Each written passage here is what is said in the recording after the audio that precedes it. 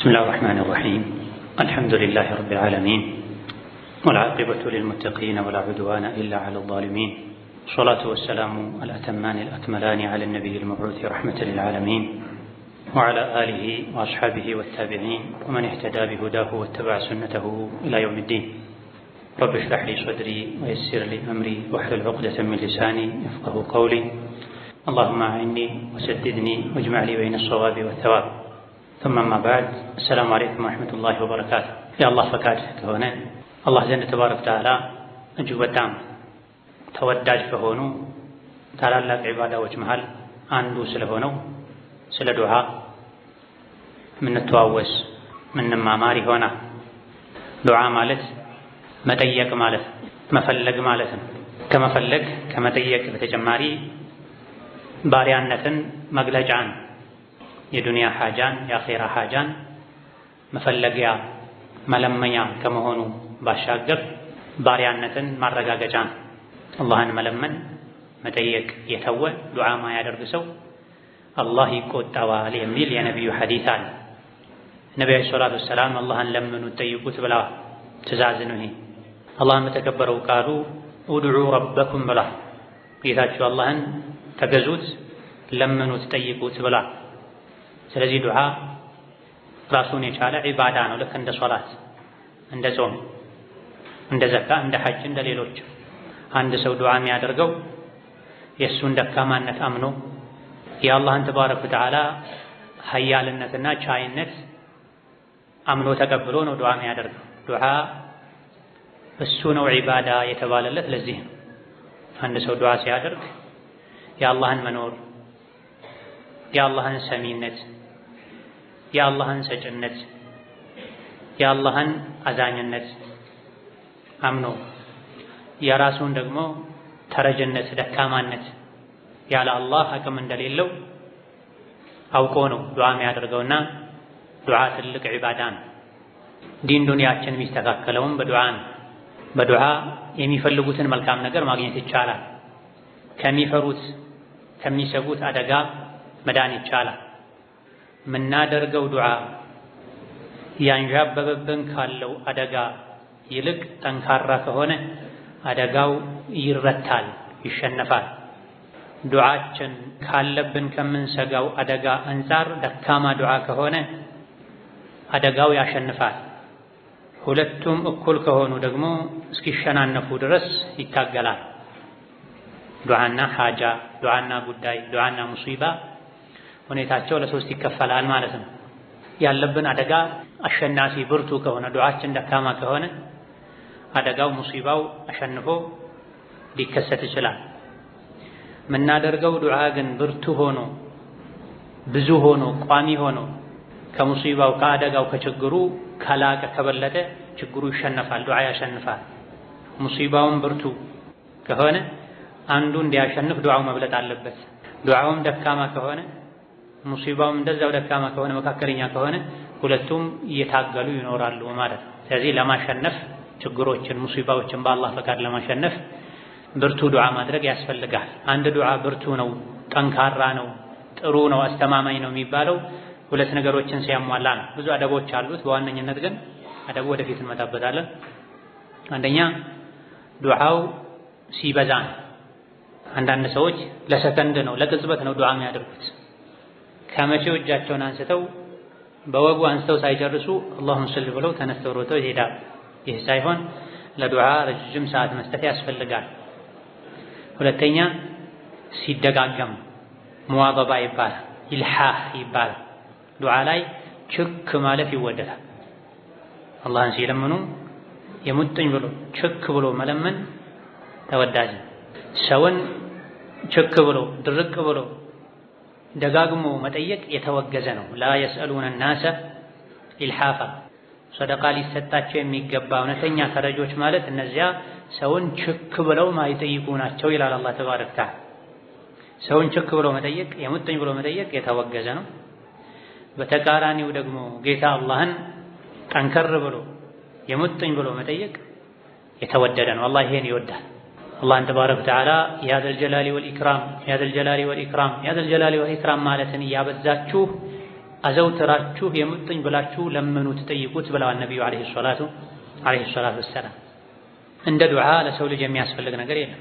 ለዚህ ነው ሶላት ላይ ሁሌ ኢህዲነ ሲራጠል ሙስተቂም ሲራጠል ለዚነ አንዐምተ ዐለይሂም ያለን ፋቲሃ ላይ ዱዓ የምናደርገው፣ ተሸሁድ ላይ ዱዓ የምናደርገው፣ ስጁድ ላይ ዱዓ የምናደርገው፣ በሁለት ስጁዶች መሃል ዱዓ የምናደርገው፣ ከሶላት እንደወጣን ዱዓ የምናደርገው ዱዓ ስለሚያስፈልግ። እንደ ዱዓም ለሰው ልጅ ጥቅምን የሚያስገኝ አደጋን የሚከላከል ነገር የለም። እንደ ዱዓ ልብን የሚያረጋጋ ነገር የለም። የተለያዩ የሚያሳስቡ የሚያስጨንቁ ነገሮች ሲገጥሙን ከምንም በላይ ወደ ዱዓ ነው ልንዞር የሚገባው።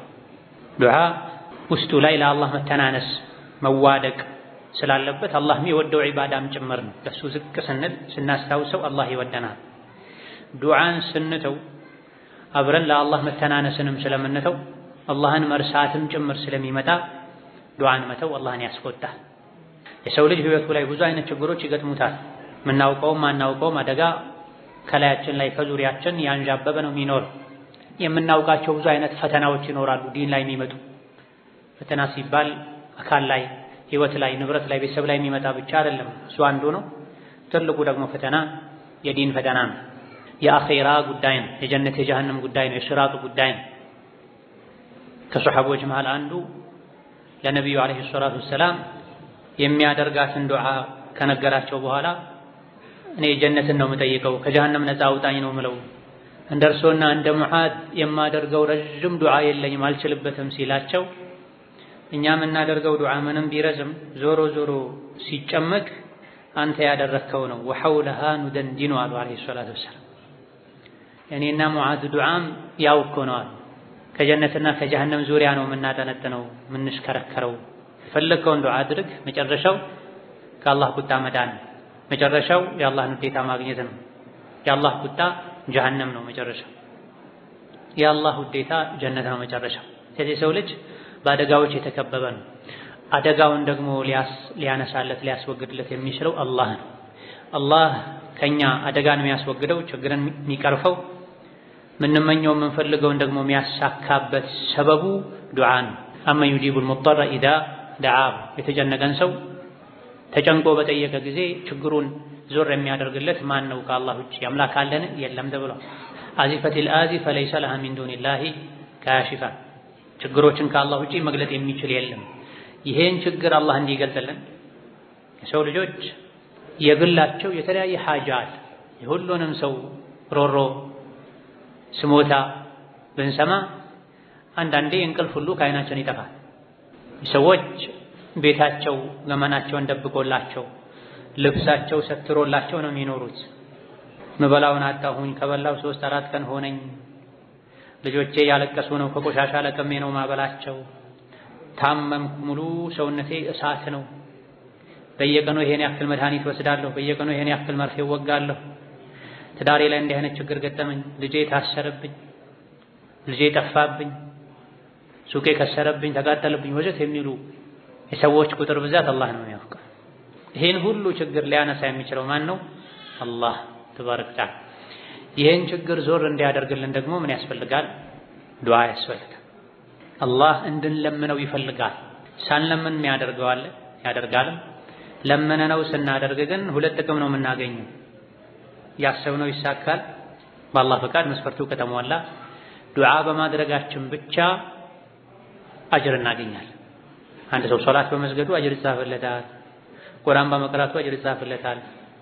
እጅ አንስተን ዱዓ በማድረጋችን አላህን በመለመናችንም የምናገኘው አጅር አለ። ከዱንያ ከአኺራ ችግር የምንወጣውም በዱዓ ነው። ሰዎች ሲቸግራቸው ፊት ለፊታቸው የሚመጣው መውጫ የሚታያቸው የሚመስላቸው ገንዘብ ነው፣ ተሰሚነት ያለው ሰው ነው፣ ባለስልጣን። አንዳንዴ መዋሸት ማጭበርበር ነው ከችግር የሚያወጣቸው የሚመስላቸው። እውነታው ግን ሐቂቃው በችግር ጊዜ የመጀመሪያ ልናንኳኳው የሚገባን በር የዱዓ በር ነው። ዱዓን ትንቀዋለህ፣ ቸላ ትለዋለህ፣ የመጨረሻ መፍትሄ ታደርገዋለህ። የዱዓን ጥቅም ስላላወቅክ ነው። አተህዘኡ ቢዱዓኢ ወተዝደሪሂ ፈማ ተድሪ ማ ሰነዐ ዱዓኡ። ዱዓን ቸላ ትላለህ፣ ትንቃለህ። ዱዓ ምን እንደሚያደርግ ስላልገባህ ነው ተብሎ። በተለይ ሌሊት ላይ የሚደረግ ዱዓ ተነጣጥሮ የሚወረወር ቀስት ነው። ሓጃህን ቀጥታ ሄዶ ይመታል ተብሏል።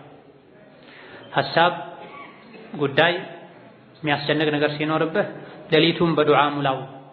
የማለዳ ብርሃን ሲመጣ ያሳስቡ የነበሩ ነገሮችም ተስተካክለው ይመጣሉ ወደ አንተ ተብሏል። ሓጃ ሐሳብ ጭንቀት የሌለበት ማንም የለም፣ በየደረጃው ይለያያል እንጂ የዱንያ ሓጃ ሁሉ ወጥቶልኛል እንኳን ቢል አንድ ሰው የአኺራው ሓጃ እንዳለ ነው ያለው። መች ተነካ?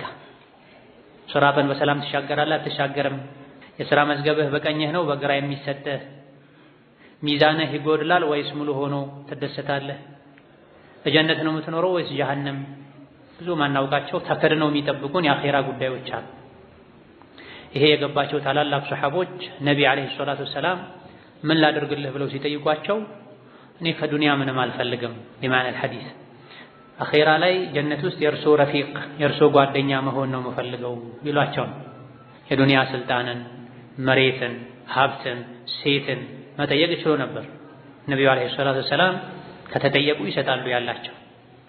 የሌላቸው እንኳ ቢሆን የተጠየቁትን ነገር ላለማሳፈር ከየትም ብለው አምጥተው እንካ ይላሉ። ታዲያ የተለያዩ ሰሐቦቻቸውን ሰልኒ ብለዋቸዋል።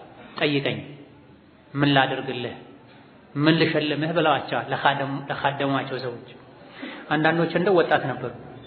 ዛሬ ላይ አንድን ታዳጊ የሆነን ጉዳይ ፈጽሞ ጥሩ ጀግና የሚያስብል ስራ ሰርቶ ምን ልሸልምህ ቢባል ባለሀብት ሰው ባለስልጣን ሰው ቢጠይቀው መሬት ስጠኝ፣ መኪና ስጠኝ፣ የሥራ ደረጃ ያነሳደገልኝ ወዘተ ነው አብዛኛው ኢላ ማ ረሒመ ረቢ። ነገር ግን ሰሐቦች ሕፃንም ሆነው አዋቂዎች ነበሩ፣ በሳሎች ነበሩና ለነቢ አለይሂ ሰላቱ ወሰላም ውሃ በማቅረብ ቤት ውስጥ በመላላክ የሚያገለግላቸው ሰው ጠይቀኝ፣ ምን ላድርግልህ፣ ውለታ በምን ልክፈልህ ሲላቸው እኔ ጀነት ላይ የእርሱ ጓደኛ መሆን ነው ፈልገው አላቸው። አው ገይረ ዛሊክ ሌላ ጠይቁን ሌላ የለም። ብዙ ሰዎች እንዲህ አይነት ነገር ጠይቁን ሲባሉ መሬት ይጠይቃሉ፣ አገልጋይ ይጠይቃሉ።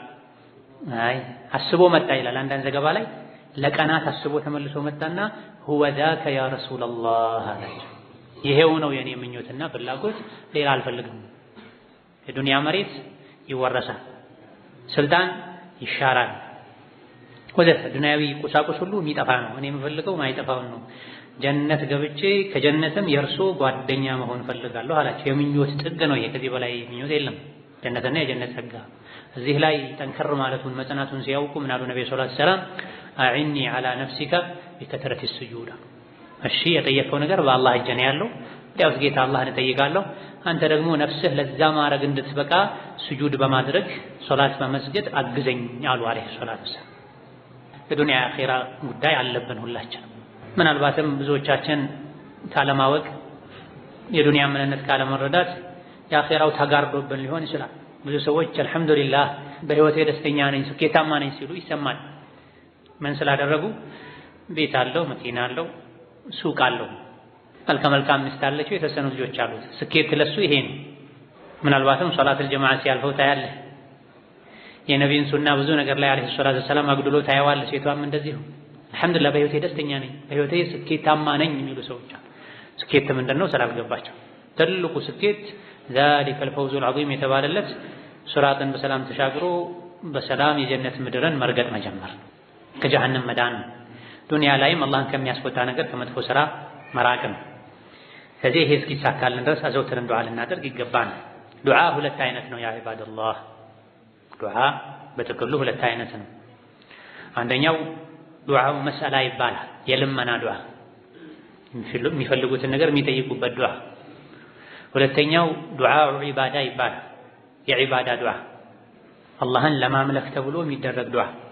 ዱዓው መስአላ የሚባለው የልመና የጥየቃ ዱዓ የሚባለው ጌታዬ ሆይ ርቦኛል አብላኝ፣ አሞኛል ፈውሰኝ፣ ልጅ የለኝም ልጅ ስጠኝ፣ ልጄ ተበላሽቶብኛል አስተካክልልኝ፣ ታምሜያለሁ ታሞብኛል ፈውሰን፣ ጀነት ስጠን፣ ኢማን ስጠን። ይሄ የመጠየቅ ዱዓ ይባላል። አስፈላጊ ነው ይሄ። ሁለተኛውና ትልቁ ደግሞ ዱዓው ዒባዳ ይባላል፣ አላህን የመገዛት ዱዓ ይባላል። ይሄ ሶላት መስገድ፣ መጾም፣ ሰዎችን መልካም ነገር እንዲሰሩ ማዘዝ፣ ከመጥፎ ነገር ማስጠንቀቅ፣ ጂሃድ ማድረግ፣ ዝምድናን መቀጠል፣ የቲምን መንከባከብ፣ ወዘተ አላህ ያዘዘንን ነገር ማድረግ የከለከለን ነገር መተው ይሄም ዱዓ ይባላል። ትልቁ ዱዓ ይሄ ነው። ብዙ ሰዎች ግን ይሄን ልብ አይሉም። ሶላት መስገድ ዱዓ ነው። መጾም ከምግብ ታቅቦ መዋል፣ ጾም ከሚያፈርሱ ነገሮች መራቅ ዱዓ ነው። ገንዘብን፣ ጊዜን፣ ጉልበትን ሰውቶ ሐጅ ማድረግ ዱዓ ነው።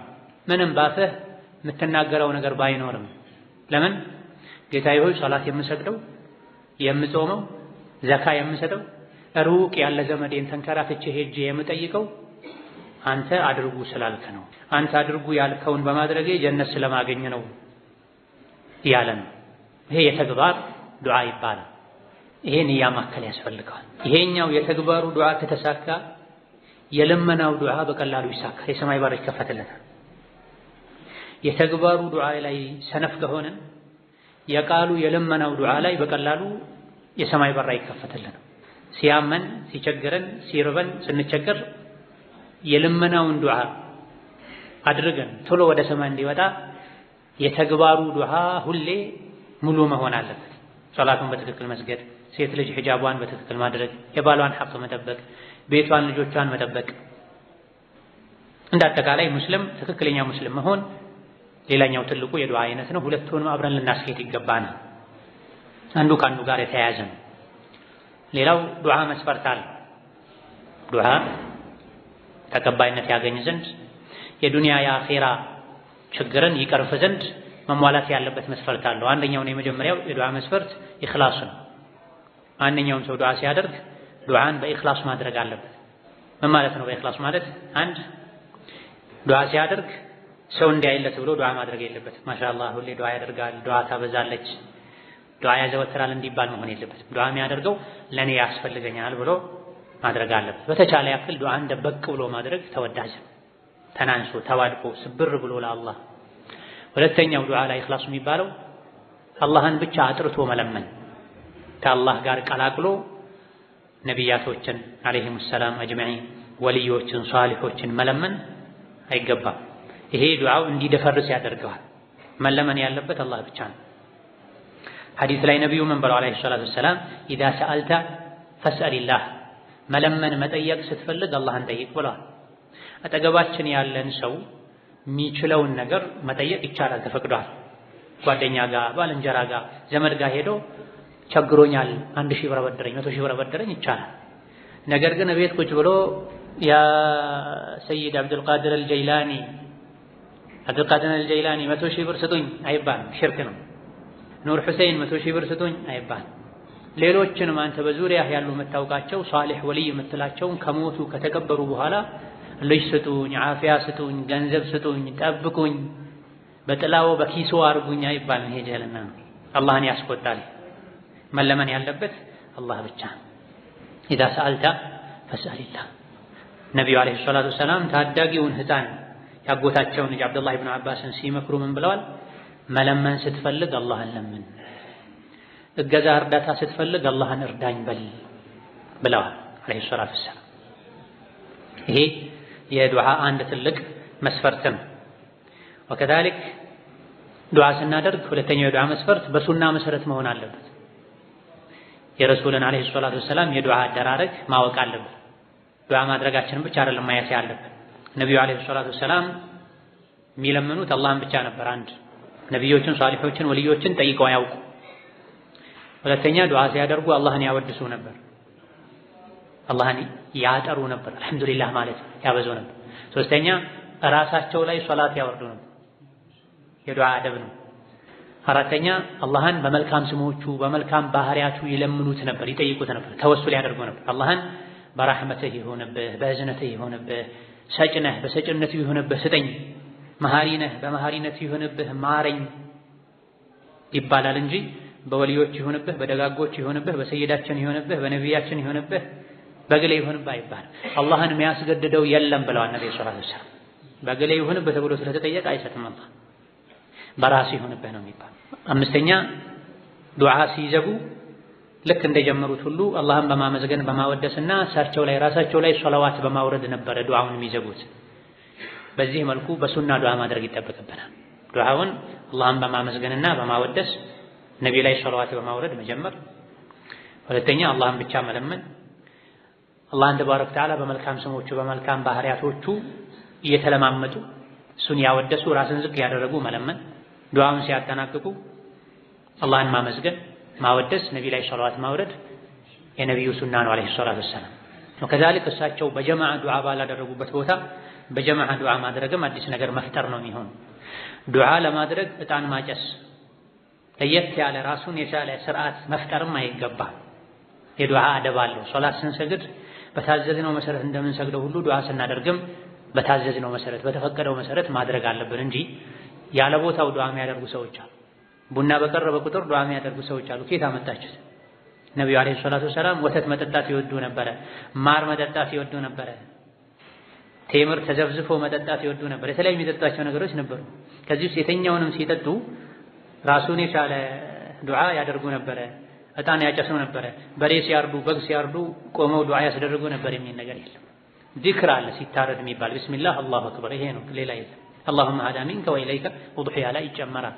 ምግብ ሲበላ ቢስሚላህ አላሁመ ባሪክ ለና ይባላል። አማ ምግብ በቀረበ ቁጥር እርድ በቀረበ ቁጥር ተሰብስቦ ዕጣን አጭሶ እገሌ ያምን በል ዱዓ አድርግ ብሎ ለዱዓ አዲስ አፈጻጸም ማውጣት ከነቢ አለይሂ ሰላቱ ወሰላም እበልጣለሁ ማለት ይሆናልና ሌላኛው የዱዓ ሸርጥ የዱዓ መስፈርት ምንድነው?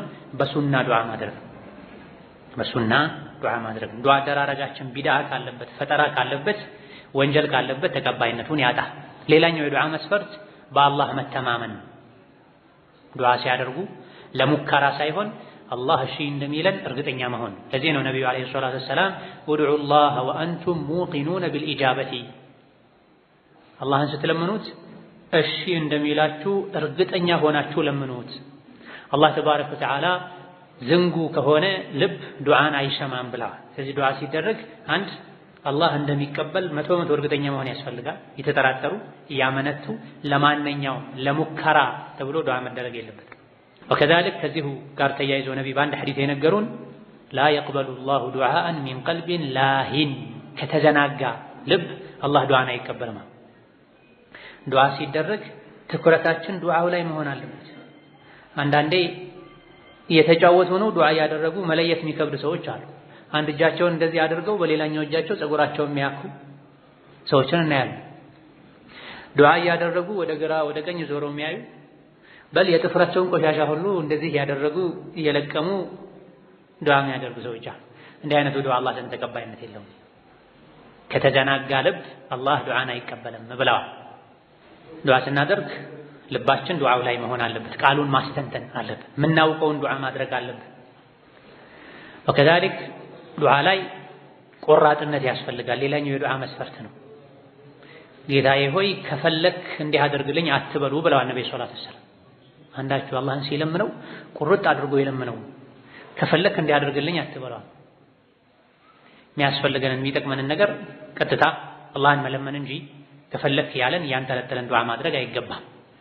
ሌላው ዱዓችን መቅቡል እንዲሆን ተቀባይነት እንዲያገኝ እንዲሰምር ለዱንያ ለአኺራ እንዲጠቅም መጠበቅ ያለባቸው አደቦች አሉ። የዱዓ አደብ ስነ ስርዓቶች አሉ። ከዚህ አንዱ ከተቻለ ዱዓ ከማድረግ በፊት ውዱእ ማድረግ፣ ዱዓ ከማድረግ በፊት ውዱእ ማድረግ፣ ወደ ቂብላ ዞሮ ዱዓ ማድረግ። ሶስተኛው ወንጀል ካለ ጥፋት ካለ ጉድለት ካለ ያን ቀድሞ ማስተካከል ወይም ተውበት ማድረግ ማለት። በአንድ በኩል አላህን አስቆጥቶ በሌላ በኩል እንዲያደርግልኝ ሁለቱ አብሮ አይሄድም። አንድ ልጅ አባቱን ወይም እናቱን ቀልበ ደረቅ የሆነ አደበቢስ የሆነ ልጅ አባት እናቱን ተሳድቧቸው አመናጭቋቸው የከለከሉትን አድርጎ ያዘዙትን እምቢ ብሎ ወጥቶ ወዲያው ተመልሶ መጥቶ አባቴ እንዲህ አይነት ነገር አድርግልኝ አይልም፣ አይባልም። ሁለቱ አብሮ አይሄድም። ወሊላሂል መሰሉል አዕላ። አንድ ሰው ዱዓው መቅቡል እንዲሆን ከፈለገ ከሚያጠፋቸው ጥፋቶቹ መተውበት አለበት። የሚሰራው ወንጀል ካለ ማቆም አለበት። የሚያጎድለው ዋጅብ ግዴታ ካለ ያን መስራት አለበት። ወንጀል ላይ ጸንቶ አላህን መለመን አላህን መዳፈር ነው። ተውበት ለማድረግ መወሰን ያስፈልጋል። ጌታዬ ሆይ እኔ የቆሸሽኩ ሰው ነኝ፣ አንተ ፊት የምቆምበት ቁመና ምንነት ማንነት የለኝም። አንተ መሐሪ ነህ፣ ያለፈውን ማረኝ፣ ተጸጽቻለሁ፣ ይቅር በለኝ። እኔ ዘንድ ባለው ጥፋት ወንጀል ምክንያት ያንተን መልካም ኸይር አትከልክለኝ።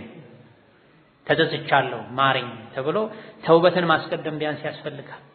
በአንድ እጃቸው ኸምር ይዘው በሌላኛው እጃቸው ዱዓ ለማድረግ የሚዳዳቸው ሰዎች አሉ። ይሄ ከባድ ነው። አላህን መዳፈር ነው፣ ማሾፍ ነው፣ መሳለቅ። እጅህ ላይ ያዝከውን ኸምር ተው ብሎሃል አላህ። እሱን ከመጠየቅ በፊት እሱን ማቆም አለብን። ከዚህ ጋር ተቀራራቢ የሆነ ጫት ይዘው ዱዓ የሚያደርጉ ሰዎች አሉ። ጭራሽ ጫትን የዱዓ መሳሪያ ነው የሚሉ ሰዎች አሉ። ቅድም መግቢያ ላይ ምን ተባብለናል?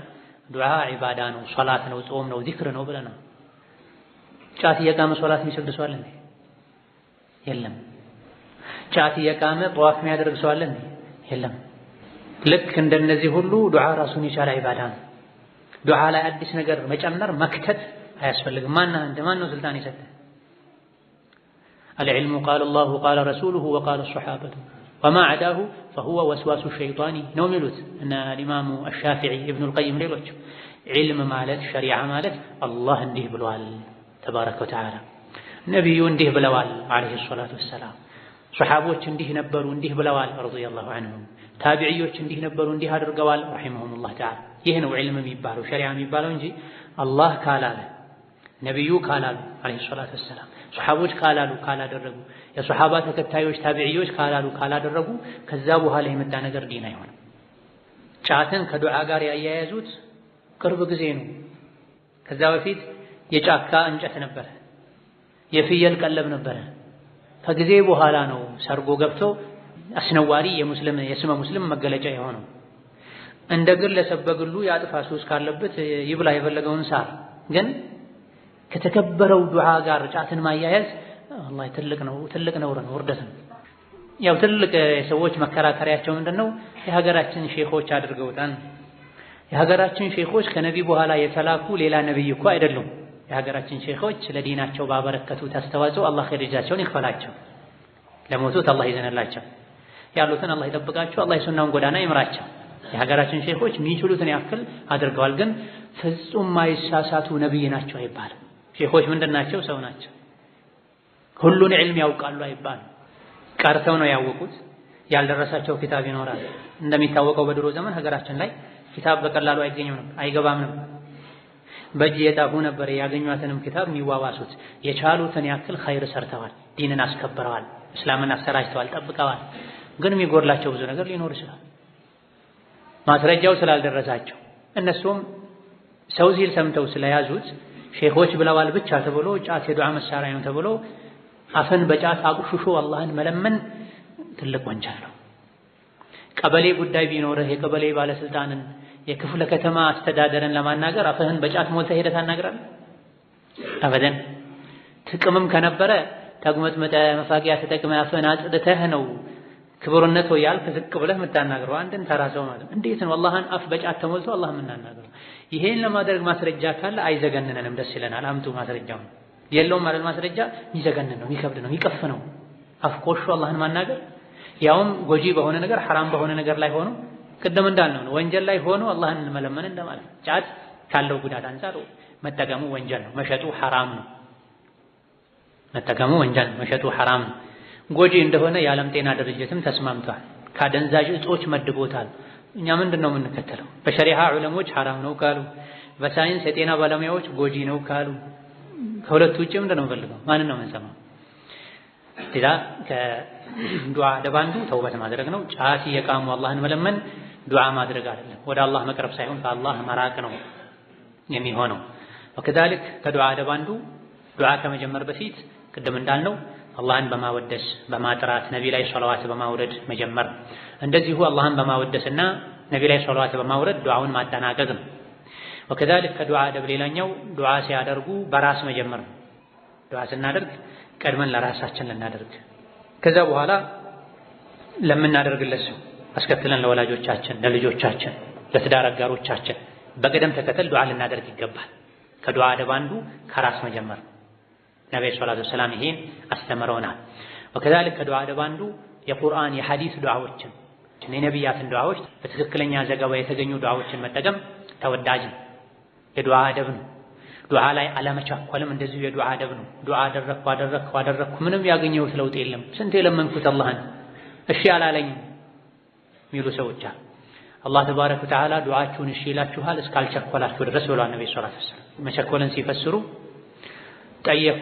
ጠየቅኩ ግን ምንም መልስ አላገኘሁም እስካላላችሁ ድረስ። አንድ ሰው ዱዓ ሲያደርግ ወይም የጠየቀውን ነገር ራሱን ያገኛል ወይም ያደረገው ዱዓ ለአኺራ ጀዛ አጅር ሆኖ ይቀመጥለታል እንደ ዒባዳ፣ ወይም ደግሞ ዱዓ ያደረገውን ነገር ማግኘቱ ቀርቶ በዱዓው የባሰ አደጋን አላህ ይከላከልለታል። ከሶስት አንዱ አይቀርም። አንድ ሰው ዱዓ ካደረገ አላህ ተባረከ ወተዓላ ሀያ ያደርጋል። ባሪያው እጁን አንስቶ ለምኖት ዜሮ ባዶ አድርጎ አይመልስበትም ብሏል ነብዩ ሰለላሁ ዐለይሂ ወሰለም። እዚህ ዱዓ ያደረገ ሰው ሁሌም አትራፊ ነው።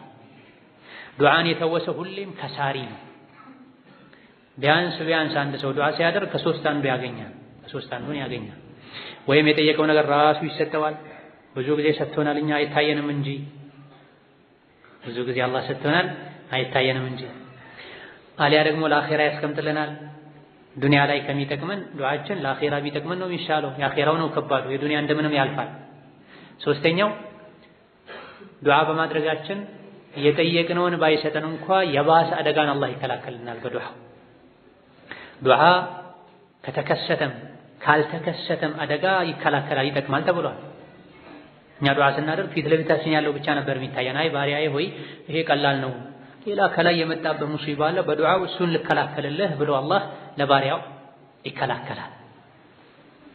ወላጆች የወለዱትን ሕፃን ልጅ ከሚንከባከቡት በላይ አላህ ባሪያዎቹን ይንከባከባል፣ ይበጃቸውን ያውቃል።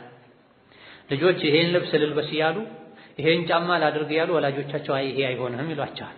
ይሄን ምግብ ካልበላሁ ያሉ አይ ይሄ ይቅርብህ ይሏቸዋል። እንዲህ አይነት ቦታ ካልሄድኩ ያሉ ወላጆቻቸው ይቅርብህ ይሏቸዋል። አላህ ከዛ በላይ ባሮቹን ይንከባከባልና ዱዓ አድርገን የጠየቅነትን ስላላገኘን ማኩረፍ የለብንም። ማንን ነው የምናኩርፈው? ማን አለን ያለሱ ያለ አላህ። ጠይቄ ዱዓ አልሰማኝም ስለዚህ ካሁን በኋላ አልለምንህም ብትል ቀረብህ እንጂ አላህ ምንም የሚጎልበት ነገር የለም። ጎርፍ የወሰደው ያለ ሰው ያገኘውን ነገር መያዝ አያቆምም። ውሃውን ራሱ ይዛል፣ ይጨብጣል ከጎርፉ ካዳነኝ ብሎ የድረሱልኝ ጥሪ ማሰማቱን አያቆምም። ከእንግዲህ ማንም አይሰማኝም ብሎ ተስፋ አይቆርጥም። ግርግዳውን ይዛል፣ ማይቧጠው ማይዘው ነገር የለም። እንደው ሚይዘው ነገር ሲያጣ ውሃውን ራሱ ይጨብጠዋል። ዱዓ ስታደርጉ በዚህ መልኩ ዱዓ አድርጉ ተብሏል። ከዚህ የጎርፍ አደጋ ሊያድነኝ የሚችለው ዱዓ ብቻ ነው፣ ሌላ የሚያድነኝ ነገር የለም ብሎ ተስፋ የቆረጠን ሰው አይነት ዱዓ አድርጉ የትኛውም ጉዳይ ላይ ተብሏል። ቅድም እንዳልነው አሁን ከመቼው ዱዓውን ጀመረ ከመቼው ያቆመ አናውቅም። ሩጫ ነው፣ ይህ አይገባም። ወከዛልክ ከዱዓ አደብ አንዱ ዱዓ ተቀባይነት እንዲያገኝ ከሚረዱ ነገሮች አንዱ በደስታ ጊዜ ዱዓ ማድረግ ነው። በሰላም በድሎት ጊዜ ዱዓ ማድረግ ነው። ብዙ ጊዜ ሰዎች ዱዓ ትዝ የሚላቸው ዱዓ መቼ ነው? ሲቸገሩ ነው። ከዱዓ አደብ አንዱ ከዱዓ ስነ ስርዓት አንዱ ዱዓ መቅቡል እንዲሆን ከሚረዱ ነገሮች አንዱ በሰላም ጊዜ ዱዓ ማድረግ፣ በደስታ ጊዜ ዱዓ ማድረግ፣ በድሎት ጊዜ ዱዓ ማድረግ። ሁሌ በሰላም በምቾት በድሎት ጊዜ ዱዓ የሚያደርግ ሰው በችግርና በመከራ ጊዜ ዱዓ ሲያደርግ ቶሎ የሰማይ በር ይከፈትለታል። በምቾት በድሎት በሰላም ጊዜ ዱዓ ማያደርግ ሰው ችግር ገጥሞት ዱዓ ሲያደርግ የሰማይ በር በቀላሉ አይከፈትለትም። ለዚህ ቀላል ምሳሌ የነቢዩላህ ዩኑስ ታሪክ ነው። ዩኑስ ዓለይሂ ሰላም ባህር ላይ መርከብ ላይ የተጓዙ መርከቡ ላይ ሰው በዝቶበት ሰው ይቀነስ ተብሎ በዕጣ እሳቸው ተቀንሰው ነበር። ሁላችን ከምንሰምጥ ሁላችን የባህር አውሬ ቀለብ ከምንሆን የተወሰነ ሰው ይቀነስ ተብሎ በዕጣ ዩኑስ ዕጣ ደርሶባቸው ወጥተው ነበር። ይሄ መሷሊሕና መፋሲድ ከድሮ ዘመን እንዳለ ትልቁን አደጋ በትንሽ አደጋ መከላከል የሚባል ነገር አለ ኡሱል ላይ። ሁሉም ከሚጠፋ የሁሉም ህይወት ከሚጠፋ የተወሰኑ ሰዎች ህይወት ይጥፋና ሌሎች ይዳኑ ተብሎ ዩኑስ ዕጣ ደርሶባቸው ባህር ላይ ተወርውረው ነው። ሲወረወሩ አሳ ዋጣቸው። አይ አሳ ነባሪ ነው ያወጣቸው ተብሎ አይደለም፣ ትንሽ አሳ ዋጣቸው። እሳቸውን ያዋጣውን አሳ ደግሞ ሌላ ትልቅ አሳ ነባሪ ዋጣው ተብሏል። የትንሹ አሳ ጨለማ ጭንቅ፣ የትልቁ አሳ ነባሪ ጨለማ ጭንቅ፣ የባህሩ ጨለማ ጭንቅ ተደራርቦባቸው ምን አሉ? ላኢላሃ ኢላ አንተ ሱብሓነከ ኢኒ ኩንቱ ሚነ ዛሊሚን። ወደ አላህ ተመለሱ። የባህር ጨለማ ውስጥ ሆነው አሳ ሆድ ውስጥ ሆነው የዱዓ በር ሁሌ ክፍት እንደሆነ ስለሚያውቁ ጌታዬ ሆይ ራሴን በድያለሁ፣ ከዚህ ጭንቅ አውጣኝ አሉ። አላህ ከጭንቅ አወጣቸው። አሳው ወደ ውጭ ወጥቶ ተፋቸው፣ ዳኑ። አሳ ሆድ ውስጥ ከገቡ በኋላ አሳ ሆድ ውስጥ ካለ መጋዝ አላህ አተረፋቸው። ከዛ ምን አላንቀጹ ወከዛሊከ ኑንጂል ሙእሚኒን ይላል። ሙእሚን ሁን እንጂ ዩኑስን እንዳዳነው አንተንም እናድንሃለን ይላል አላህ ተባረከ ወተዓላ። ዩኑስ ለምንድን ነው በዛ ቅጽበት የዳኑት ከአሳ ነባሪ ሆድ ውስጥ የወጡት የተባለ እንደሆነ ሁሌም አላህን ይለምኑ ነበር። ዩኑስ ድምጻቸው ሰማይ ላይ ይታወቅ ነበር። ሁሌ ዱዓቸው የሚወጣበት የሰማይ በር ነበረ። ልክ ዩኑስ ዱዓውን ሲያደርጉ መላኢካ ተሽቀዳደመ ተብሏል። ይሄማ የሚታወቅ ባሪያ የአላህ ባሪያ ድምጽ ነው፣ እኔ ነኝ ጉዳዩን ፈጽመው ያሉ መላኢኮች ተረባርበዋል ተብሏል። ስለዚህ ዱዓችን መቅቡል እንዲሆን ዱዓችን ቦታ እንዲሰጠው በሰላም ጊዜ የዒድም ቀን የሰርግም ቀን በጥጋብም ጊዜ በምቾትም ጊዜ ዱዓ ማድረግ አስፈላጊ ነው። ዱዓ መቅቡል የሚሆንባቸው ወቅቶች አሉ። ከዚህ አንዱ ለይለቱል ቀድር ነው። ዱዓ መቅቡል ከሚሆንባቸው አጋጣሚዎች፣ ጊዜያቶች፣ ቦታዎች አንዱ ለይለቱል ቀድር ነው። ወደ ኋላ ላይ ለይለቱል ቀድር ላይ የሚባልን ዱዓ አባባሉን ትርጉሙን የምናይ ይሆናል። ሌላው ዱዓ መቅቡል ከሚሆንባቸው ጊዜያቶች አንዱ ፈርዱ ሰላት ነው። የፈርዱ ሰላት መጨረሻ ላይ የሚደረግ ዱዓ አይመለስም። ነብዩ ሰለላሁ ዐለይሂ ወሰለም አላህ ዘንድ ይበልጥ ተቀባይነት የሚያገኝ ዱዓ የቱ ነው ብለው አቡ ኡማማ እንደተጠየቁ ነብዩ ዐለይሂ ሰላም እንደተጠየቁ አቡ ኡማማ ተናገሩ። ነብዩ ምን አሉ? ጀውፉ ሌይል አኺር አሉ። የሌሊቱ መጨረሻ ላይ የሚደረግ ዱዓና ወድቡረ ሶላቲል አልመክቱባት ከፈርዱ ሰላቶች በኋላ የሚደረግ ዱዓ ነው ተሰሚነት ያለው ዱዓ። ከፈርዱ ሶላት በኋላ የሚለው በሁለት ተተርጉሟል። አንደኛ ተሸሁድና ተህያቱን ከጨረሰን በኋላ ሳናሰላመት በፊት ሶላት ውስጥ ሆነው የምናደርገው ዱዓ ነው ተብሏል። ሁለተኛው ሶላት እንዳለቀ የሚደረግ ዱዓ ነው ተብሏል። የሚሻለው ተህያቱን ተሸሁድን እንደጨረሰን ሶላት አለ ነቢ አውርደን ከማሰላመታችን በፊት ዱዓ ማድረጉ ነው የሚሻል። ከሶላት ወጥቶ ዱዓ ከማድረግ ሶላት ውስጥ ሆኖ ዱዓ ማድረጉ ይበልጥ ተቀባይነት እንዲኖረው ያደርጋል። ያለፉት ሳምንታት ደርሳችን ላይ እንደጠቀስነው በአረብኛ ዱዓ ማድረግ ማይችል ሰው ተሸሁዱን ሶላት አለ ነቢዩን በአረብኛ አድርጎ ቀሪውን በራሱ ቋንቋም ዱዓ ቢያደርግ ይችላል። ነቢዩ አለይሂ ሰላቱ ወሰላም አንዳቸው ተሸሁድን ከጨረሰ በኋላ ሶላት አለ ነቢ ካወረደ በኋላ ደስ ያለውን ዱዓ ያድርግ ብለዋል። ይሄ ቡኻሪ የዘገቡት ሐዲስ ነው። ደስ ያለውን ዱዓ ለማድረግ ቋንቋ ከገደበው በሌላ ቋንቋ ማድረግ ይችላል። በሌላ ቋንቋ ማድረግ ማይቻለው ተሸሁዱን ራሱን፣ ፋቲሃውን ራሱን፣ ተክቢሩን ራሱን፣ ስጁድ ሩኩዕ ላይ የሚባለውን ሱብሃነ ረቢየል አዕላ፣ ሱብሃነ ረቢየል አዕላ፣ ሱብሃነ ረቢየል ዐዚሙን በሌላ ቋንቋ መቀየር አይቻልም። የሶላት ክፍል ዋጅቡን በአረብኛው ቋንቋ ካደረጉ በኋላ ስጁድ ላይም ይሁን ተሸሁድም ላይ ይሁን በራስ ቋንቋ አላህን ቢለምኑ የሚከለክል ነገር የለም። ቋንቋ የአላህ ተአምር ነው። በዚህ ቋንቋ እንጂ አትለምኑኝ አላለም አላህ ተባረከ ወተዓላ። ነገር ግን ሶላት ውስጥ በሌላ ቋንቋ ዱዓ ማድረግ የሚችለው ማን ነው? አረብኛ ማይችል ሰው። አረብኛ የማይችል ሰው። ሻሂድ ከሶላት በኋላ የሚለው ከማሰላመት በፊት ነው ተብሎ ተፈስሯል። ሊአነ ዱቡረ ሸይኢ አኺሩሁ፣ የአንድ ነገር መጨረሻው ማለት ዱቡሩ ማለት ምን ማለት ነው? የኋለኛው አካሉ ማለት ነው። ከሱ ጋር የተያያዘ ነው። ዱቡሩ ዳባ ይባላል። የእንስሳት ዱቡር ይባላል። መቀመጫ ዱቡር ይባላል። የሰውነት የመጨረሻ አካል ስለሆነ ማለት ነው። ዱቡሩ ሶላት ማለትም ከሶላት ያልተለየ የሶላት የመጨረሻ አካል ማለት ነውና ሶላት ውስጥ ሆኖ ዱዓ ማድረጉ በላጭ ነው። ከሶላት በኋላም ቢሆን ከፈርዱ ሶላት በኋላ በግል አንዳንዴ ዱዓ ማድረግ ይቻላል። ከሶላት በኋላ የሚባሉ ዚክሮችም ዱዓ ናቸው እንጂ በጀማዓ ተሰብስቦ ከሶላት በኋላ ዱዓ ይደረጋል ማለት አይደለም። ይሄን ነቢይም ሰሐቦችም ታቢዒዎችም እነ ኢማሙ ሻፊዒም ማናቸውም አላደረጉም። ሌላው ሌሊት ላይ ነው ዱዓ መቅቡል የሚሆንበት፣ የሌሊቱ መጨረሻ ነው። የሰማይ በር ከእኩለ ሌሊት በኋላ ይከፈታል። በዛ ሰዓትም አላህ ተባረከ ወተዓላ ማን ነው የሚለምነኝ ማን ነው የሚጠይቀኝ የምሰጠው ይላል አላህ ብለዋል ነብዩ ሰለላሁ ዐለይሂ ወሰለም። የተቸገራለን ዱዓ የሚያደርግ እርዳታ የሚጠይቅ የሚፈልግ አለን ብሎ አላህ ራሱ ይጠይቃል በየሌሊቱ ከእኩለ ሌሊቱ በኋላ ተብሏል። የሌሊቱ 1/3 ሲቀር ተብሏል። 8 ሰዓት አካባቢ፣ 9 ሰዓት አካባቢ፣ 10 ሰዓት አካባቢ ፈጅር አዳን ሊል አካባቢ ያለው ወቅት አላህ ዱዓን የሚቀበልበት ወቅት ነው። በዚህ ሰዓት የሚደረግን ዱዓ ሁሉ አላህ እሺ ይላል። የዝሙተኛና የሰዎችን ገንዘብ በጉልበት እየቀማ የሚበላ ሰው ሲቀር ይላል ሐዲሱ ላይ። ሌሊት ላይ የሌሊቱ መጨረሻ ላይ አላህ ተባረከ ወተዓላ ማን ነው የሚለምነኝ ማን ነው የሚጠይቀኝ እሺ ምለው ይላል። በዛ ሰዓት የተኛውም የተቸገረ ሙስሊም ዱዓ ሲያደርግ አላህ ዱዓውን ይቀበለዋል። ሁለት ሰዎች ሲቀሩ አሉ ነብዩ ሰለላሁ ዐለይሂ ወሰለም። ማን?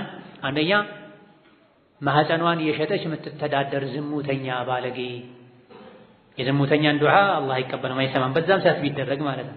ለዚህ ነው ቅድም ምን ብለናል? ዱዓ መቅቡል እንዲሆን ከዱዓ አደብ ስርዓት መስፈርት አንዱ ተውበት ነው ብለናል። ሁለተኛ አሻራ የአሻርን ዱዓ አላህ አይሰማማ። ሰዎችም በጉልበት የንብረትህን 1/10ኛ 1/8ኛ 1/5ኛ አምጣ ብሎ በጉልበት የቀማ የሚወስድ ያለ ፈቃዳቸው ያለ አግባብ ዘራፊ ዱዓው ተቀባይነት አይኖረውም። ወከዛሊክ ዱዓ መቅቡል ከሚሆንባቸው ቦታና አጋጣሚዎች አንዱ በአዳንና ኢቃም መሃል ዱዓ ማድረግ ነው። ነብዩ አለይሂ ሰላቱ ወሰላም አዱዓኡ ላ ዩረዱ በይነ አልአዳኒ ወልኢቃመቲ ፈድዑ ብለዋል። በአዳንና ኢቃም መሃል ዱዓ አይመለስም ዱዓ አድርጉ ብለው አዘዋል። በአዳንና ኢቃም መሃል ዱዓ አይመለስም ነገሩን። ከዛ ደግሞ አዘዙን ምን አሉ? ፈድዑ ዱዓ አድርጉ በአዳንና ኢቃም መሃል። በአዳንና ኢቃም መሃል ያለው ሰዓት ውስን ነው። አዳንን ተከታትሎ አዳን እንደተሰማ የሚባለውን ዚክርና ዱዓ አድርጎ ከዛ በኋላ ቀብልያ ሰግዶ እስከ ኢቃም ቁጭ ብሎ እጅ አንስቶ ዱዓ ማድረግ።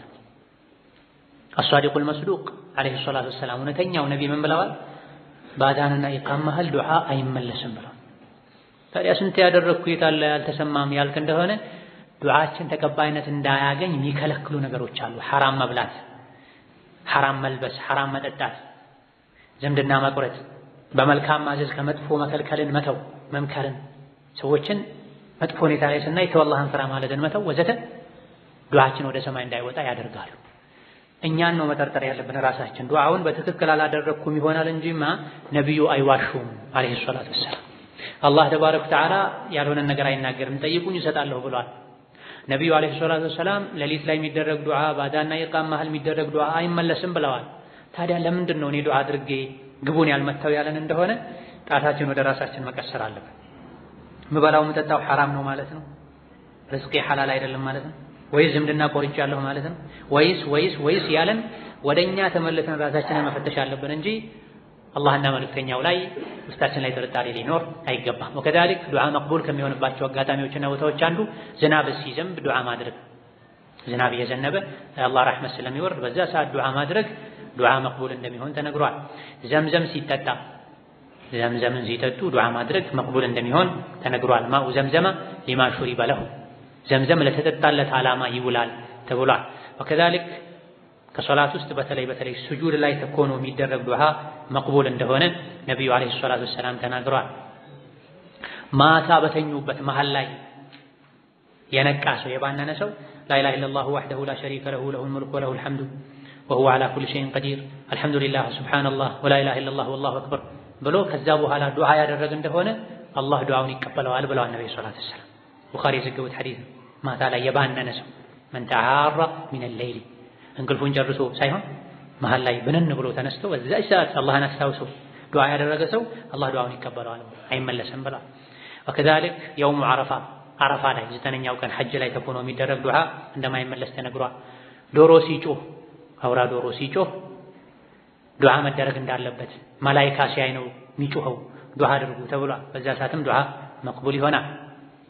ወከዛሊክ ሙስሊም ለሙስሊም ወንድሟ ለእህቷ በርቀት የሚደረግ ዱዓ እገሌ የሚባል ሰው አለ ጌታዬ ሆይ መወደው ማውቃት ሐጃውን አሳካለት ሐጃውን አውጣላት ብሎ አጠገባችን ለሌለ ሰው በተለይ ዝምድና ምንም ሐጃ ከሱ ጋር ግንኙነት ለሌለን ሰው እስላማዊ ወንድማማችነት አሳስቦን ለወንድም ለወገን በርቀት ዱዓ ማድረግ ዱዓችን መቅቡል እንዲሆን ያደርጋል። ላንተም እንደዛው ይለዋል መላኢካ ብሏል ነብዩ ሰለላሁ ዐለይሂ ወሰለም። ይሄ ትልቅ ሀብት ነው፣ ኒዕማ ነው ከቻልንበት ከታደለን።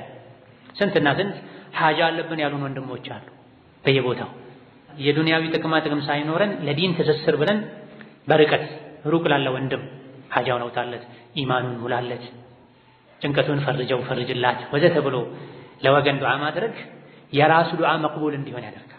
እንዲህ ብሎ ሩቅ ላለ ሰው ዱዓ የሚያደርግ ሰው መላኢካ ከሱ ራስጌ ጋር ቆሞ ላንተም እንደዛው ይለዋል ብለዋል ነብዩ አለይሂ ሰላቱ ወሰላም። ከዛልክ የተበዳይ ዱዓ መቅቡል ነው ብለዋል ነብዩ ሰለላሁ ዐለይሂ ወሰለም።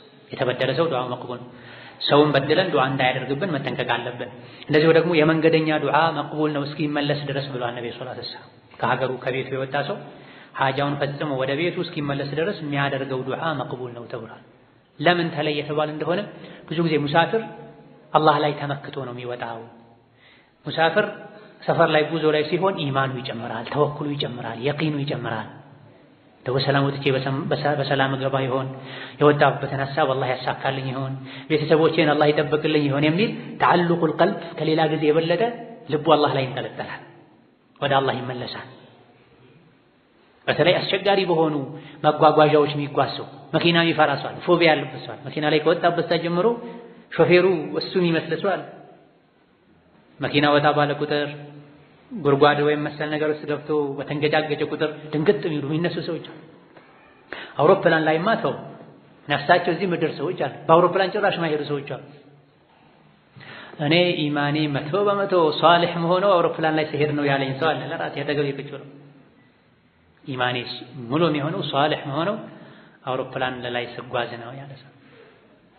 እዚህ የሰው ልጅ ከሀገሩ ሲወጣ ጉዞ ላይ ሲሆን ወደ አላህ ይጠጋል፣ ይተወበታል፣ ይስተካከላል። ከዚህ የበለጠ ዱዓው መቅቡል ሊሆን ይችላል። ከዚህ መንገደኛ ሌሎችን አስቦ ዱዓ ሊያደርግ ይገባል። መንገደኛን ዱዓ አድርግልኝ ማለትም ይቻላል።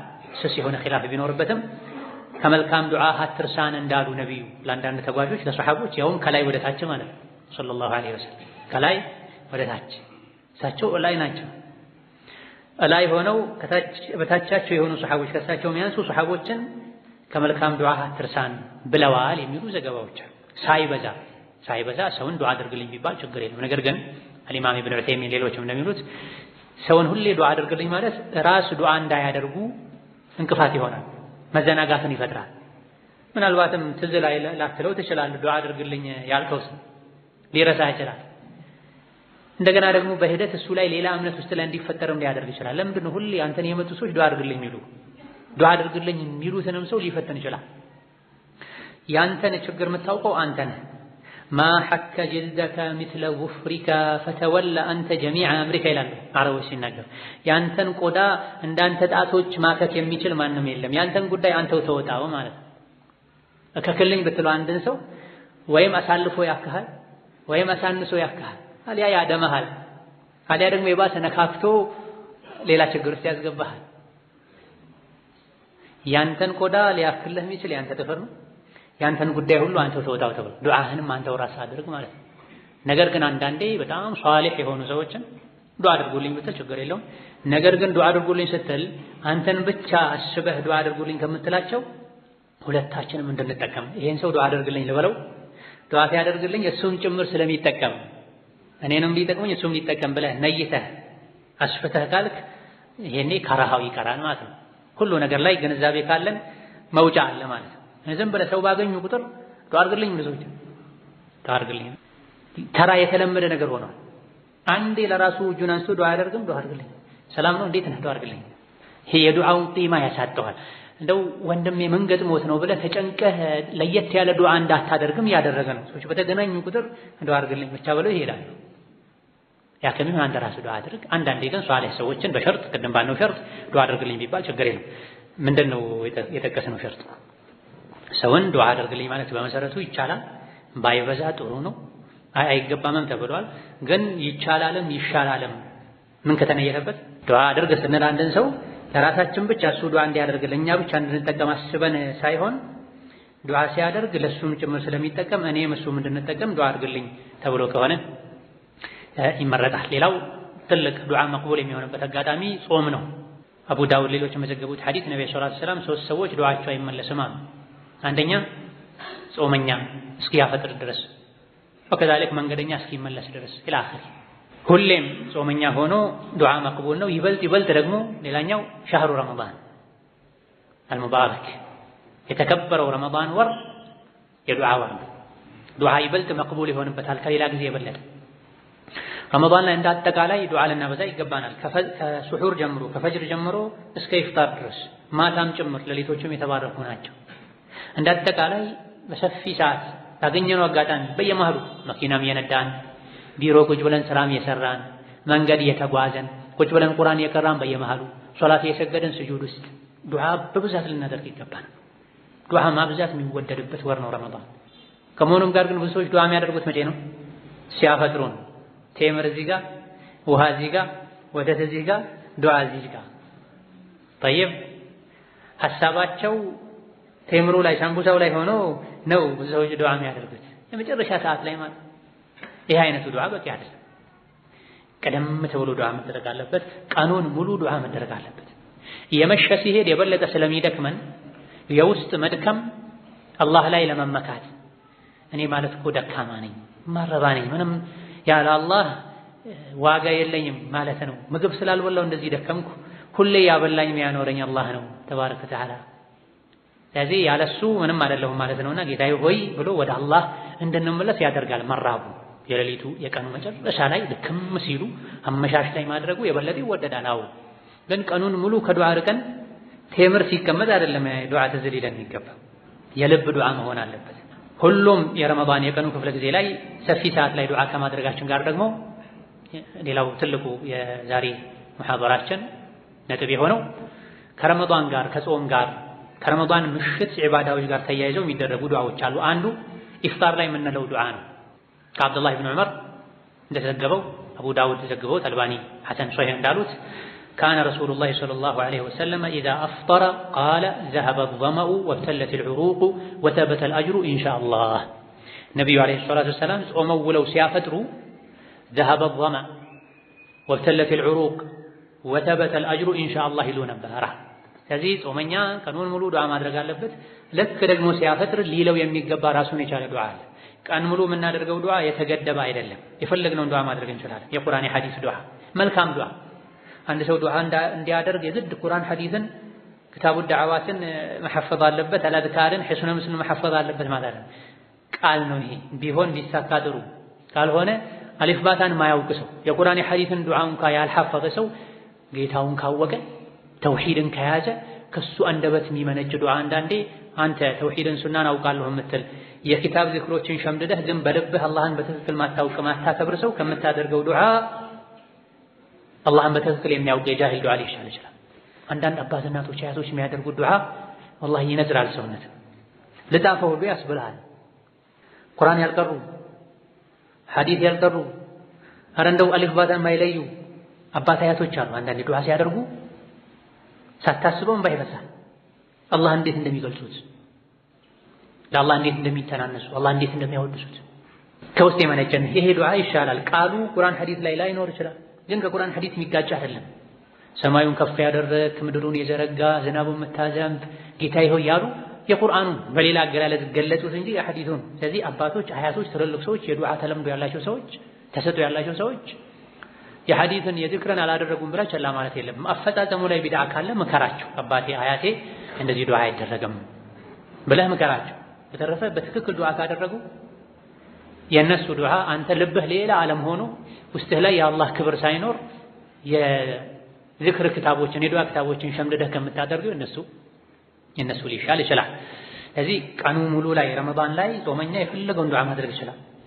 ወሰን ማለት የሌለበትን ዱዓ ልክ ነው። የቀን ዱዓ የረመዳን የጾመኛ የቀን ዱዓ ረመዳንም ይሁን ሌላ ጾም ላይ ልክ ነው። ልክ ስናፈጥር ግን የተገደበ ራሱን የቻለ ዱዓ አለ። ምንድነው እሱም?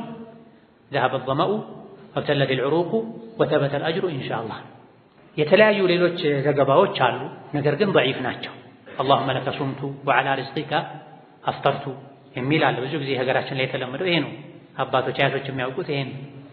ሌሎችም አዝካሮች አሉ፣ ግን አንዳንዶቹ ሐዲሱ ضعيف ነው። የተሻለው ሷሂህነቱ የተሻለው ይሄኛው ذهب الظمأ وابتلت العروق وثبت الأجر إن شاء الله። ሌላውንም ቢሉ ችግር የለም፣ ሌላውንም ቢሉ ችግር የለም እስከተገኘ ድረስ ሐዲሱ ያን ያክል ደካማ ነው እስካልተባለ ድረስ። ይሄን ግን ትክክለኛውን ቢሉ የበለጠ ኸይር ነው የሚባለው ቢሉ የተሻለ ምን ማለት ነው?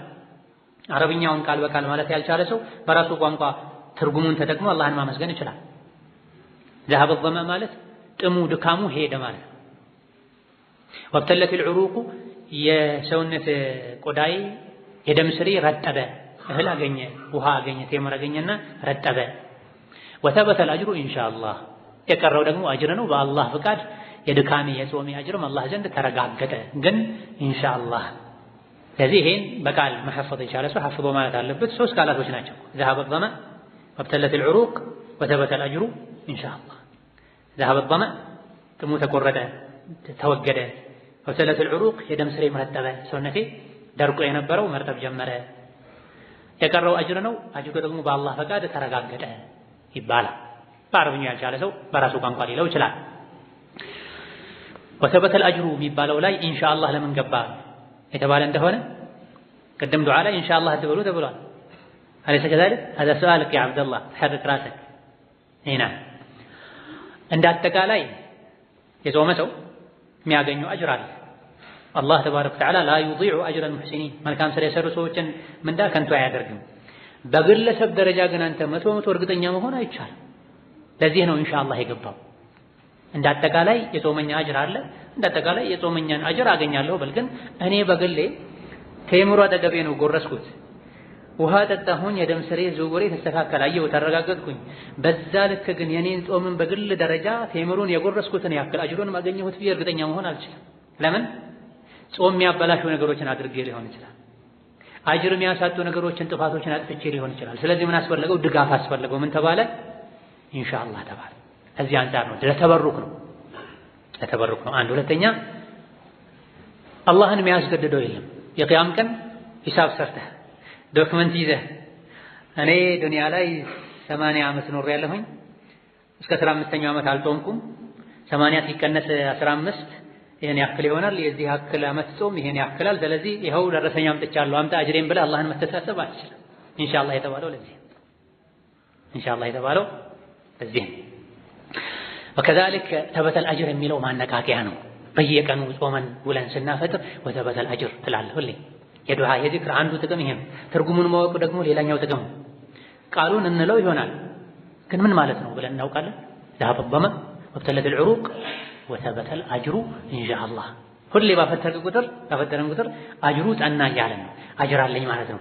ድካሙን ረሷለን። አንዳንድ ሰዎች ጾም በጣም ይከብዳቸዋል። ሲጾሙ የሚያማቸው ሰዎች አሉ። አሁንም ድሮ በታቢዒዎችም ዘመን ጾም አይችሉ ሲጾሙ የሚታመሙ ሰውነታቸው የሚያባብጥ ነበር። ሌሊት ግን ሲሰግዱ ያድራሉ፣ ጂሃድ ያደርጋሉ።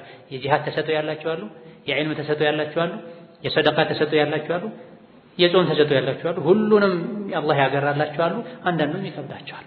ስለዚህ ወተበተል አጅር የሚለው የትናንቱን ድካም እንድትረሳ ለአዲስ ለነገ የጾም ዒባዳ አቅም እንድታገኝ ያደርጋል። ምን ማለት ወተበተል አጅር ማለት በቃል ማለቱ ብቻ በቂ አይደለም፣ በልብ ይሄን ማስተዋል ይገባል። መቼ ነው ይሄ ዝክር የሚባለው? ذهب الظمأ وابتلت العروق وثبت الأجر إن شاء الله የሚባለው ወይም በኢፍጣር ሰዓት የሚባለው ዚክር የሚደረገው መቼ ነው? ሶስት አማራጭ አለው። ልክ ዋና ቴምር ልንቀምስ ስንል አፋችን ላይ ስናስጠጋ ማለት እንችላለን። ቴምር ከቀመሰን ውሃ ከጠጣን በኋላ ማለት እንችላለን። ከበላን ከጠጣን በኋላ ማለት እንችላለን። ذهب الظمأ የሚለው ይሄን ነው የሚያሳየው። ጥሙ ተቋረጠ የምትለው ከጠጣህ በኋላ ነው፣ ከበላህ በኋላ ነው። ስለዚህ ካፈጠርክ በኋላ ነው የሚባለው ተብሏል። አይደለም ልክ ልጀምር ስትል ነው ተብሏል። ጥሙ ሊቋረጥ ሊቆም ነው፣ ጥሙ ሊቆረጥ ነው፣ ሊወገድ ነው። ቀድ ቃመ ሶላት እንደሚባለው ማለት ሶላት ተነስተህ ሳትቆም ሳይጀመር ምን ይባላል? ቀድ ቃመት ሶላቱ ቀድ ቃመት ሶላት ይባላል። ገና ነው ሶላት አልተጀመረ። ሶላት ሊጀመር ተቃርቧል ማለት ነው። ذهب الظمأ ስትልም ከመብላት በፊት ብትለው ችግር የለውም። አሁን ልበላ ነው፣ ጥሙ ሊቆረጥ ነው እንደማለት አይደለም። የተወሰነ ከበላህ በኋላ መሀል ላይ ያስገብተህ በለው ተብሏል። በሶስቱም ተፈስሯል። ሶስቱም ያስኬዳል። አንዳንዴ ልናፈጥር ስንል እንለዋለን፣ አንዳንዴ ያፈጠረን በመሃል እንለዋለን፣ አንዳንዴ አፍጥረን ከጨረሰን በኋላ አልሐምዱሊላህ الذي أطعمني وسقاني ከማለታችን ጋር አብረን ቀላቅለን እንለዋለን። ሶስቱም ያስኬዳል። ታዲያ ይሄ የማፍጠር ዚክር በጀማዓ ይባላል፣ በተናጠል ነው የሚባለው። አባት ለብቻው፣ እናት ለብቻዋ፣ ልጆች ለብቻቸው ይበሉ እንጂ የኢፍጣር ዚክርን በጋራ እንበል አይባልም። اللهم إلا إذا كان في مقام تعليم الصبيان فلا بأس به። ህፃናትን ለማስተማር ለማሳሐፈብ ከሆነ በጋራ ቢባል ችግር የለውም እስኪያፍዱ ድረስ። ከዛ ውጪ ሁሌ በቋሚነት ቴምር ያዙና ኑ በጋራ የኢፍጣር ዚክር እንበል አይባልም፣ ቢድዓ ነው። ይህ ከጾም ጋር የተያዘ ዱዓ ሲሆን፣ ሌላው ጾመን ውለን ማታ ስንሰግድ ከምሽት ሶላቶች ጋር ረመዳን ላይ ብቻ አይደለም ሌላ ጊዜም ከቁኑት ዱዓ ጋር ተያይዞ የሚደረግ ኢባዳ ጋር ተያይዞ የሚደረግ ዱዓ አለ። የቁኑት ዱዓ ረመዳን ላይ ሁላችንም የምናውቀው ነው። ከፊሎች በማድረግ ከፊሎች በመቀበል አሚን በማለት ነገር ግን ትርጉሙ ምንድነው? አደብስ አለው ወይ? ይሄን ማወቅ አለብን። ኢንሻአላህ አጠር አድርገን ይሄን የምናይ ይሆናል። ከሐሰን ኢብኑ አሊ የነብዩ አለይሂ ሰላቱ ሰላም የልጅ ልጅ እንደተላለፈው ነብዩ አለይሂ ሰላቱ ሰላም የቁኑት ዱዓ የዊትር ዱዓ አስተማሩኝ። አለመኒ ረሱሉላህ ሰለላሁ ዐለይሂ ወሰለም ከሊማትን አቁሉሁነ ፊል ዊትሪ አንዳንድ ዘገባዎች ፊል ቁኑቲ ብላ ዊትር ላይ ቁኑት ሳደርግ የማደርገውን ዱዓ ነቢዩ ዓለይሂ ሰላቱ ወሰላም አስተምረውኛል አሉ። የዱዓ ምርት የቁርአን ዱዓ ነው። የዱዓ ምርት ነቢይ ያስተማሩት ዱዓ ነቢይ ሲያደርጉት የነበረ ዱዓ ነው። ነቢዩ ዓለይሂ ሰላቱ ወሰላም ለልጅ ልጃቸው በጣም ነው የሚወዱት ለሐሰን የጀነት ወጣቶች አለቃ መሪ ላሉት ሰው ያስተማሩት ዱዓ ነው። ከሊማት አሉ ቀላል መሆናቸውን ለመግለጽ ነው። ዊትር ላይ የምላቸው ቁኑት ላይ የምላቸው አንዳንድ ዘገባዎች ላይ ቁኑት በሚልም ተገልጿል። ቁኑት ላይ ዊትር ላይ የማደርጋቸው ዱዓዎችን ቃላቶችን ነብይ ያስተማሩኝ ቃላት ናቸው። ቁኑት ላይ ዱዓ መርዘም የለበትም። ቁኑት ላይ ዱዓ መርዘም የለበትም። አንዳንዴ ይበልጥ ዱዓ ተስፋ የሚደረግበት አጋጣሚ ከሆነ ከፊት ሶላት ቀለል ብሎ ካለቀ በምክንያት አንዳንዴ ዱዓ ሊረዝም ይችላል እንጂ በመሰረቱ የቁኑት ዱዓ ከሊማት የሐዲሱ ቃል ነው። ቃላቶች ውስን ቃላቶችን አስተማሩ። ኢማም አሕመድ የቁኑት ዱዓ ምን ያክል ነው ገደብ አለው ሲባሉ ሱረቱል ኢንሺቃቅ የሚቀራበትን ያክል ጊዜ እንዲደረግ ብለዋል። ውስን ደቂቃዎች ናቸው። ከፊት መግቢያ የአላህ ውዳሴ ሊኖርበት ከአላሁመ ህዲና ፊመን ሀዲት ከሚለው የተወሰኑ አንዳንድ የአተር ዱዓዎች ሊጨመሩ ይገባል ይቻላል አንዳንዴ እንጂ ተራዊሑን ለመስገድ የተቆመውን ያክል ቁኑት ላይ የሚቆሙ ሰዎች የተንቀጠቀጡ ለመውደቅ የሚቀርቡበት ሁኔታ አለ። ባለፈው አውጥተው ሁሉ በቃ አረ ይበቃል ያሉ ሰዎች ተገኝተዋል በታሪክ ላይ ሶላቱን ረስተውት ጨንቋቸው አረ ይበቃል ብለው ለማስቆም የሞከሩበት የደረሱ ደረጃ መድረስ የለበት። አው ዱዓ ያስፈልጋል። በጣም ያረዝሙ ሰዎች ለምን ሲባሉ ዱዓ ያስፈልጋል ነው የሚሉት። አው ዱዓ ያስፈልጋል፣ ግን ዱዓ የሚደረገው ቁኑት ላይ ብቻ አይደለም። ሰዎች አንድ ሰዓት ገደማ በተራዊህ ቆመው ዝለው ደክመው መጨረሻ ላይ ግማሽ ሰዓት መቆም የለባቸው። በመጠኑ ቁኑት ላይ ይደረጋል፣ በመጠኑ ተሸሁድ ላይ ይደረጋል፣ በመጠኑ ስጁድ ላይ ይደረጋል፣ በመጠኑ ሌሊት ላይ ተነስተህ ታደርጋለህ። ቀኑን ሁሉ ስታደርግ ትውላለህና በግልህ ከሆነ የፈለከውን ያክል አድርግ። ከጀማ ከሆነ በመጠን መሆን አለበት። اللهم اهدني فيمن هديت وعافني فيمن عافيت وتولني فيمن توليت وبارك لي فيما أعطيت وقني شر ما قضيت إنك تقضي ولا يقضى عليك إنه لا يذل من واليت ولا يعز من عاديت تباركت وتعاليت የተገደበ ዱዓ ላይ መጨመር አይገባም። መጨመር ካስፈለገ ከኋላ ነው መቀጠል ነው የሚቻል። መሃል ላይ ቃላት መቀላቀል አይገባም። ወቂና ወስሪፍ ዐና ሸረ ማ ቀضይት የሚሉ ሰዎች አሉ። ወስሪፍ ዐና የሚለው የለም ሪዋያ ላይ እስከማውቀው ድረስ ወስሪፍ ዐና የሚል የለም። ስለዚህ ቁኑት ነብዩ ለሐሰን ያስተማሩት ራሱን ልናደርገው ከዛ በኋላ ሌላ ልንቀጥል ከፊት መግቢያ ልናደርግ ነው እንጂ የሚገባው ቃላቱ ላይ መጨመር አያስፈልግም። ቃላቱ ይሄን ይመስላል። ማዕናውን አጠር ባለመልኩ ስናይ اللهم اهدني فيمن هديت ለብቻችን ከሆነ اللهم اهدني እንላለን። ከሰው ጋር ከሆነሳ اللهم اهدنا። አንዳንዴ ህፃናትን ቁርአን ስለሐፈዙ ብቻ ያስገባቸውና ዱዓውን ሙሉ ለብቻቸው ያደርጉታል። اللهم اهدني فيمن هديت وعافني